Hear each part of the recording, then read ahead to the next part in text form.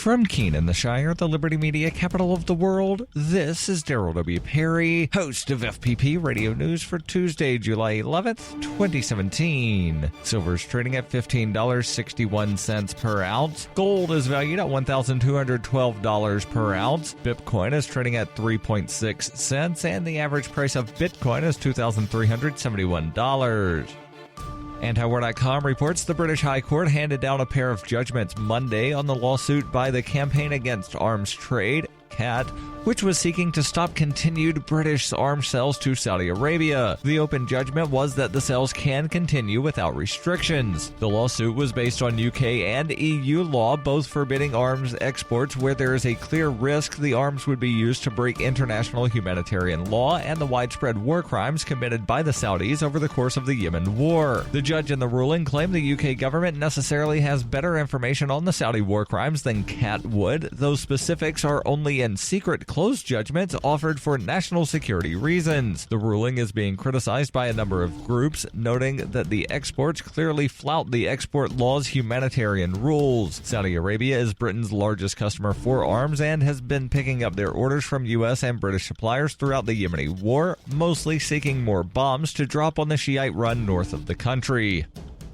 For nearly 40 years, Roberts & Roberts Brokerage has been a trusted source for buying and selling precious metals like gold and silver. They also take Bitcoin for precious metal purchases and have permanently removed the minimum purchase amount for all orders paid in the digital currency. Call Roberts & Roberts today for knowledgeable advice on buying and selling precious metals and a forward-thinking approach to new technologies. 800-874-9760 or visit online at rrbi.co.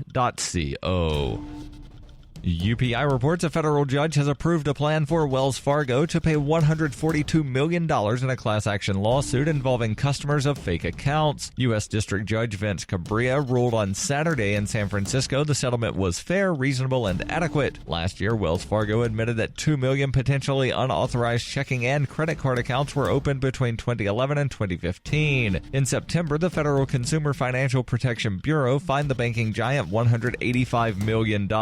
Also, Wells Fargo fired more than 5,300 employees in part of the scam. In the class action case, compensation will be customers that had improperly opened checking or savings accounts, credit cards, lines of credit, or identity theft services between 2002 and April 2017. Also among those getting money will be customers whose credit scores dropped because of fake accounts. Payments will depend on how much the credit score declined, the type and size of the subsequent authorized credit product, and other factors, according to the company. Customers will be notified in the next 3 months with details on how to start a claim. If costs surpass $142 million, the company will contribute additional funds to the settlement. First allocated from the funds will be lawyers' fees and administrative costs. Then, Wells Fargo customers will be paid for out-of-pocket losses. What's left will then be split among all customers based on how many and what kinds of accounts they say were opened. The bank and plaintiff's lawyers will be contacting customers in the next 3 weeks, and the settlement might not be final until early next year.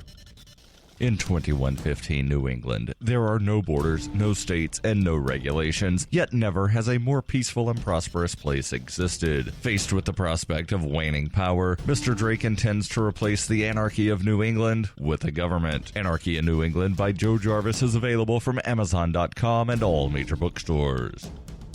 Reuters reports President Donald Trump's commission to investigate possible election fraud on Monday put a freeze on its efforts to collect sensitive voter data from states in the face of growing legal challenges. The commission said in court filings the panel's designated officer, Andrew Kosak, asked state election officials via email to hold on submitting any data. Several state election officials confirmed receiving a letter from the panel stating that it would provide further instructions after a federal judge had ruled on a complaint filed by a watchdog group, the Electronic Privacy Information Center, which is seeking a temporary restraining order. Earlier on Monday, the American Civil Liberties Union sued the Presidential Advisory Commission on Election Integrity, alleging violations of federal law requiring transparent government. The bipartisan panel, led by Vice President Mike Pence and Kansas Secretary of State Chris Kobach, asked the 50 U.S. states for a host of voter data, including birth dates and the last 4 digits of voter Social Security numbers. Most U.S. states have rejected full compliance, which many called unnecessary and a violation of privacy.